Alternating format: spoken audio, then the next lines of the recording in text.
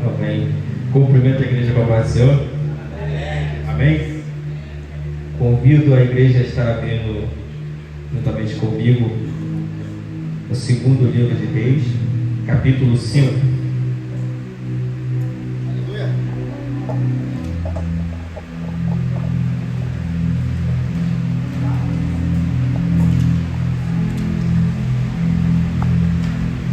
Segundo livro de Reis, capítulo 5.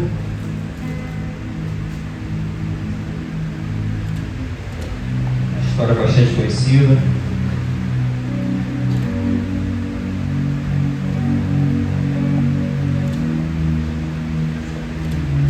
Estarei lendo para poupar tempo.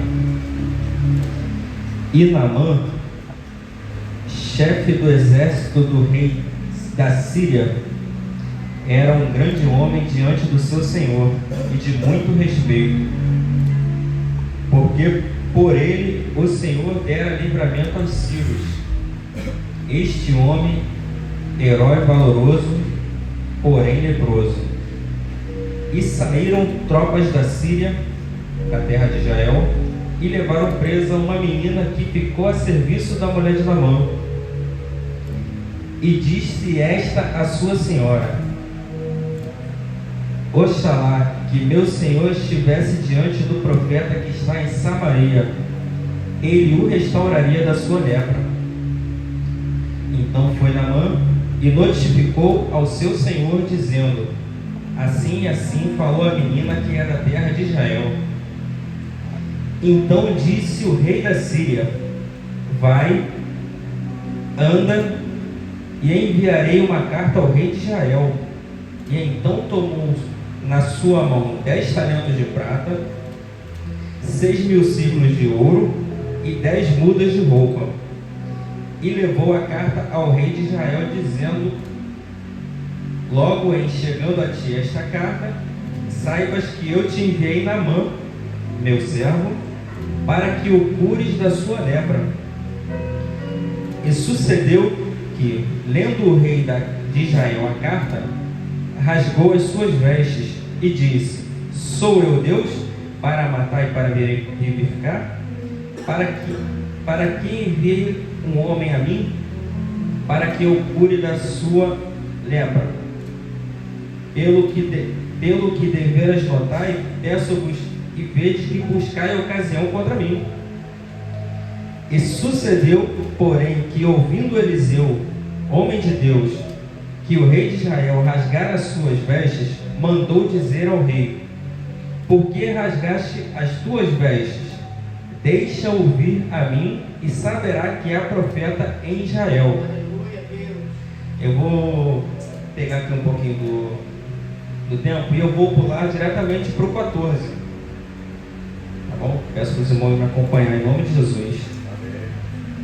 Então desceu e mergulhou no Jordão 7 vezes, conforme a palavra do homem de Deus, e a sua carne tornou-se como a carne de um menino e ficou purificado.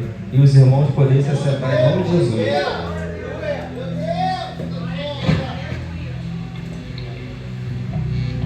Irmãos, nesse momento eu quero pedir o apoio da igreja, essa igreja fique ligada, me ajudando, porque, como os irmãos sabem, eu falo muito pouco, eu sou uma pessoa que, em si, eu gosto de ficar no meu cantinho, mas se Deus nos chamou para fazer isso aqui, é aqui que nós temos que estar, não é isso, mas?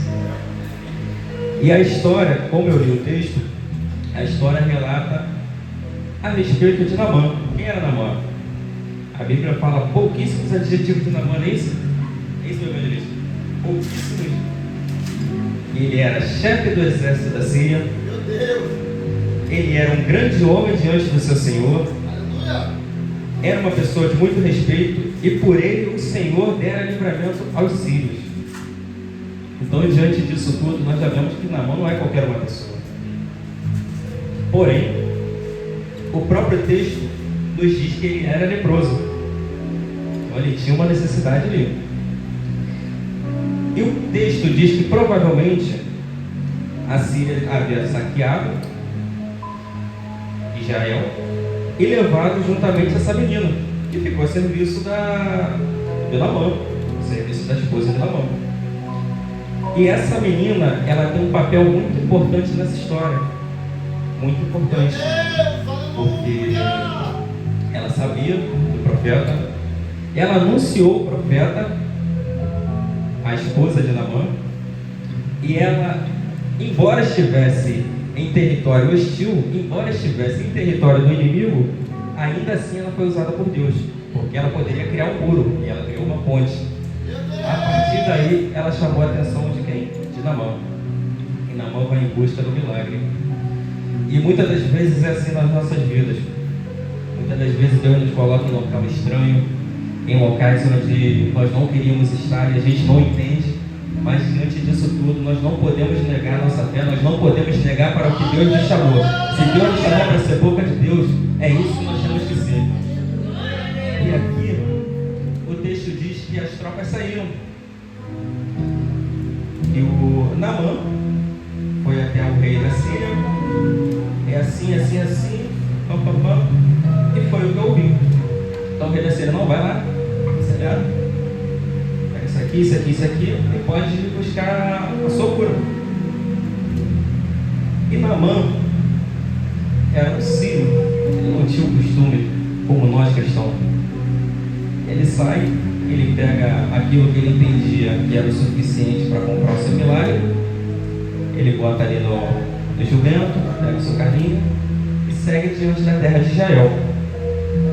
Diante disso, ele vai até o rei de Israel com a carta, e quando o rei de Israel ele lê essa carta, ele entende como uma ameaça, uma afronta, talvez uma possibilidade do mesmo querer atacar. E aí, diante disso, ele rasga as suas vestes, que é um simbolismo de tristeza, quando algo não vai bem, né? E aí ele, é possível? Como assim? Eu não sou Deus para curar? Eu não sou Deus para isso? E por que você está me pedindo isso? E aí entra um camarada na história, que é o Eliseu, nada mais nada menos que o Eliseu. E esse homem, ele chama a responsabilidade para si, como um profeta de Deus tem que fazer. Que nós só devemos temer a Deus.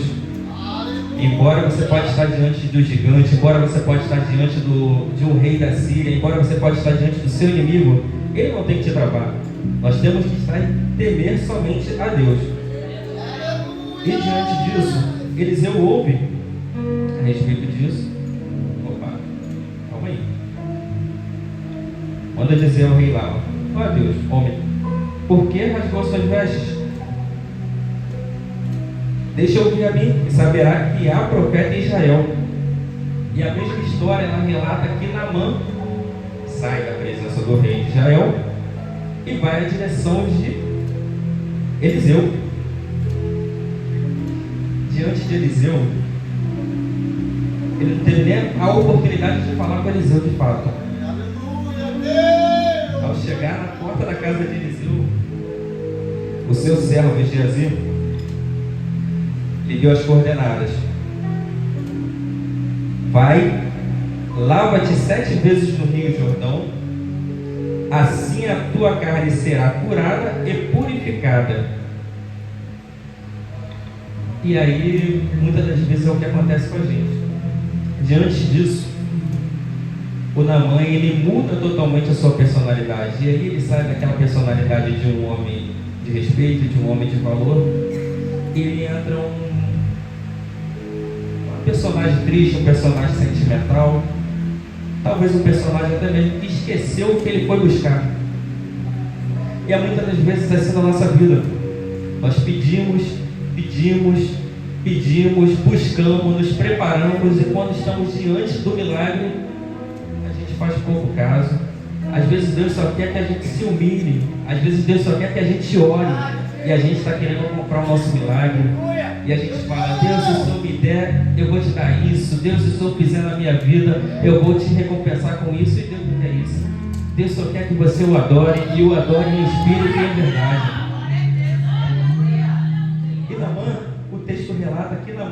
indignado. Pela posição dele, ele era coronel, ele era general de exército. Imagina, eu vou na sua casa e você não me recebe, manda um mensageiro diante de mim. Como é que vai ficar o governo? Como é que vai ficar isso? E muitas das vezes nós cristãos somos assim. A gente às vezes se apega com detalhes pequenos, às vezes a gente trava, esquecemos de fato quem Deus é na nossa vida. Às vezes a gente busca, fala que queremos, fala que isso, fala que aquilo, e na verdade a gente acaba se perdendo por pequenos detalhes. E aqui a gente vê Naamã diante disso, porque logo após ele menciona: não são porventura Abana e Farpar, rios de Damasco, melhores que toda a água de Israel? Não me poderia eu lavar neles e ficar purificado? Então a gente entende que muitas das vezes o nosso coração não está naquilo que Deus quer fazer. Muitas das vezes nós queremos que Deus faz, e Deus faz do nosso jeito. Muitas das vezes a gente serve ao Deus do impossível. Muitas das vezes Deus nos promete algo, Deus nos tira do Egito, Deus nos bota de frente para o mar, e é o nosso momento de usar a nossa fé. E a gente reclama, a gente questiona, e muitas das vezes duvidamos do milagre de Deus. E assim foi com Naamã. E aqui entra um detalhe muito interessante que me chamou a atenção. Muito interessante, porque ele poderia perder o milagre nesse momento. Poderia perder o milagre. E aí chega ele e os seus servos. Os seus servos chegam e diz: meu pai, se o profeta te dissesse alguma grande coisa, porventura não a farias? Quanto mais dizendo: lava-te e ficarás purificado. Aleluia. Bom, diante disso a gente não consegue entender como que diante de inúmeras dificuldades, como que diante de inúmeras coisas, a gente consegue se apegar em detalhe tão pequeno, por conta do nosso ego, por conta da nossa falta de humildade. Muitas das vezes a gente não quer crescer, muitas das vezes nós não queremos ouvir, muitas das vezes nós não queremos buscar, mas nós queremos um milagre, e a gente às vezes quer comprar um milagre. E aqui a história ela vai falar que quando esses personagens eles entram e eles falam para Naamã, que seriam os servos dele, automaticamente Naamã ouviu uma voz de comando, embora a voz veio de baixo para cima, realmente de cima para baixo. E ele escutou, mergulhou no Jordão 7 vezes, conforme a palavra do homem de Deus, que essa tinha sido a mensagem de Eliseu, através do seu servo Geazi, e Naamã ficou purificado. A partir disso, o cenário já muda. A partir disso, nós vemos um homem totalmente surpreso, porque em frações de segundos ele poderia perder sim o seu milagre, ele poderia perder aquilo que ele saiu da Síria para buscar em Israel. Porém, aqui nós vemos que até mesmo o nosso inimigo ele tem que reconhecer a grandeza de Deus. Ele tem que reconhecer a grandeza de Deus diante daquilo que Deus botou na sua vida. Se você é profeta, se você é profetisa, você tem que usar a sua autoridade espiritual e se botar na posição de profeta, porque muitas das vezes é isso que o nosso inimigo precisa ver. E é isso que ele vai fazer reconhecer quem é Deus na sua vida. E Naamã, diante disso, ele fica maravilhado, de fato, é um milagre, e ele fica surpreso porque a sua carne era sã, era curada, era como uma pele de um bebê, e automaticamente ele queria recompensar. Recompensa essa que o profeta Eliseu negou. O profeta Eliseu negou, porque diante de Deus, os milagres de Deus não tem preço. Não tem preço. Muitas das vezes a gente quer precificar, muitas das vezes a gente fala que temos que fazer isso, temos que fazer aquilo, mas na verdade nós temos que usar a nossa fé, nós temos que ouvir a voz do profeta e nós temos que agir diante de Deus, porque aí nós recebemos o nosso milagre. E tem uma parte que eu acho muito interessante dessa parte, dessa palavra, que é a seguinte: quando após mais apura é a parte que Naamã, ele quer recompensar o profeta, e o profeta ele não aceita. Porque diante de Deus aquilo poderia parecer uma compra de um milagre, até que o Eliseu o dispensa da sua presença. E diante disso, acontece uma coisa que eu acho interessante para analisarmos aqui nessa noite, que é a parte de Geazi. Geazi, esse moço, era servo do profeta Eliseu, que era uma pessoa que não tem como afirmar, mas provavelmente seria um sucessor de Eliseu. Ele vivia em Israel, ele vivia com profetas, e ainda assim ele toma uma atitude um pouco precipitada, a qual ele vê a negativa de Eliseu diante do Naamã ao recusar os presentes, e automaticamente ele espera Naamã sair. Naamã está indo, curado, feliz, com todos os seus bens, a qual ele achou que poderia comprar um milagre. Porém, um pouco mais à frente ele olha e ele percebe que está vindo alguém correndo na direção dele. E esse alguém era Geazi.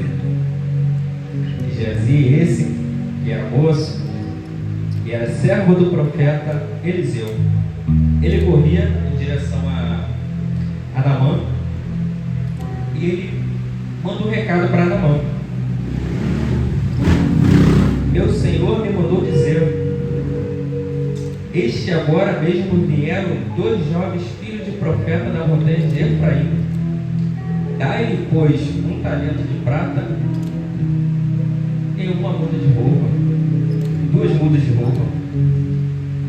E aqui a gente vê o cenário mudando totalmente, porque não sei se os irmãos perceberam, no início do texto, quando eu li a respeito da serva, da menina que foi presa, da menina que ficou a serviço da mulher de Naamã, ela estava em território hostil, ela estava em território do inimigo, e ainda assim Deus a colocou e ela foi uma ponte para o milagre. E aqui nós temos um servo que vivia em Israel, que era servo do profeta Eliseu, com tudo na mão, como a gente fala, a qual ele se cede às tentações da carne.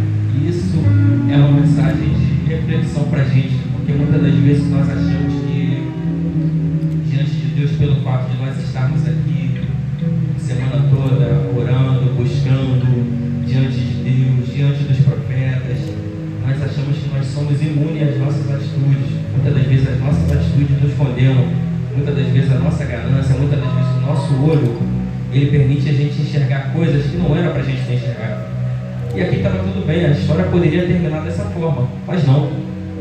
O Geazi vai na direção de Naamã, pede essas coisas, e o Naamã, inclusive, ficou feliz, porque esse era o objetivo dele. Ele queria entregar de fato os presentes. Eu imaginava que seria dessa forma, né? Mas ele queria entregar os presentes. E Naamã entregou a ele, e ele volta.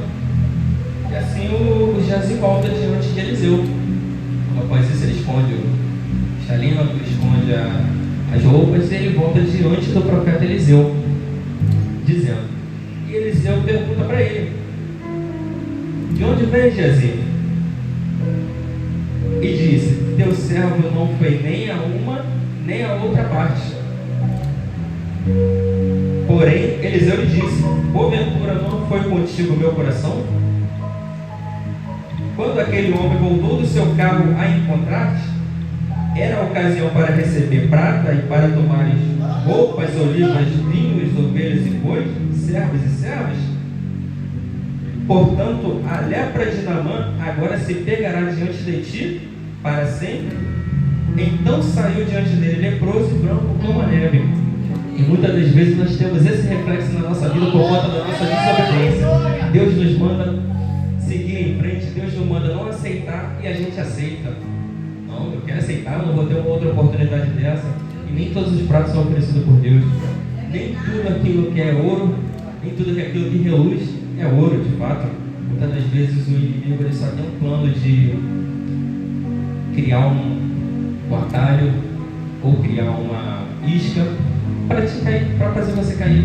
Então muitas das vezes mostra que diante disso o nosso coração está ali, porque muitas das vezes nós não queremos ser reconhecidos como profeta, muitas das vezes nós queremos ser reconhecidos pelos nossos bens, pelo fato de andarmos com ouro, pelo fato de andarmos com a melhor roupa, pelo fato de andar no melhor carro, pelo fato de morar na melhor casa. E muitas das vezes nós esquecemos que isso tudo são coisas vãs, são tudo coisas que irá ficar aqui. E diante disso, eu tenho uma palavra para a igreja. Assim como a menina, aquela menina falou para o profeta Naamã, profeta Eliseu, ainda assim, ela foi uma ponte. E diante disso eu quero fazer essa convocação para a igreja, para que nós sejamos pontes, porque a partir disso aqui, o nosso inimigo, ele vai glorificar a Deus, ele vai entender quem é Deus de fato em nossas vidas. Eu preparei essa palavra, foi uma palavra que Deus falou diretamente no meu coração, diretamente ele falou comigo, e eu sou uma pessoa que eu falo muito pouco, como eu falei para os irmãos, mas eu queria agradecer essa oportunidade, eu queria agradecer inclusive ao evangelista Rodrigo por nos incentivar, por nos abrir a vista, porque diante disso nós precisamos desses choques de realidade, nós precisamos desse impacto e nós precisamos nos dispor também para a obra de Deus. Muito obrigado, Deus abençoe. Eu gostaria